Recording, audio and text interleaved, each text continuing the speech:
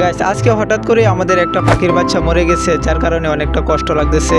পাখির বাচ্চাটা আগে থেকে একটু একটু অসুস্থ ছিল, যার কারণে এখন মরে গেছে। তাই এখন বাকি পাখিটার জন্য একটা পিঞ্জিরার ব্যবস্থা করলাম। এটার ভিতরে খাবার দেওয়ার জন্য দুইটা বাটি রাখা আছে। এখানে খাবার খাওয়ার পর এখান থেকে পানি খেতে পারবে। আর খাঁচার ভিতরে একটা লাঠি বেঁধে দিছি, কারণ পাখিটা এখন উড়তে পারে একটু একটু, এটার উপর উঠে উঠে বসবে। ওই পাখির তুলনায় এই পাখিটা মোটামুটি একটু সুস্থ আছে, কারণ এটা প্রতিদিন খাবার খায়। কিছুক্ষণ আগে বৃষ্টি হচ্ছিল, এখন থেমে গেছে, কিন্তু এখনও চাল থেকে বেয়ে বেয়ে নিচে পানি পড়তেছে।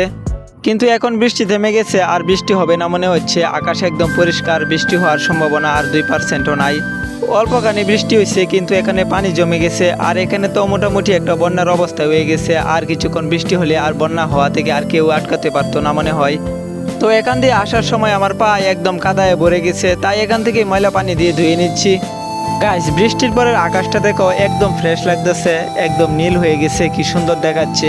মনটাই ভালো হয়ে যায় এরকম আকাশ দেখলে। আসলে বৃষ্টির পরে আকাশটা এরকমই থাকে, পরিবেশটাও সুন্দর হয়ে যায়, ধুলাবালি চলে যায় পরিবেশ থেকে, দিনও আবার নতুন নতুন লাগে। গাইস এখানে দেখো পানি জমে আছে এখনো একটু একটু। আর এখান দিয়ে পানি যেতে যেতে একদম এই যে এখানে চলে যায়, সব পানি এখানে গিয়ে দলা হয় একসাথে। গাইস এখানে দেখেন আকাশের কালারটা কিরকম জানি হয়ে গেছে, সাদা আর নীলে ভরে গেছে। মনে হচ্ছে এখনই সন্ধ্যা হয়ে যাচ্ছে, কিন্তু এখানে দেখেন একদম পরিষ্কার লাগতেছে, কোনো অন্ধকার নাই, আকাশটাও একদম পরিষ্কার।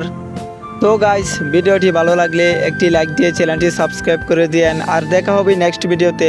ততক্ষণ সবাই ভালো থাকেন, সুস্থ থাকেন, আল্লাহ হাফেজ।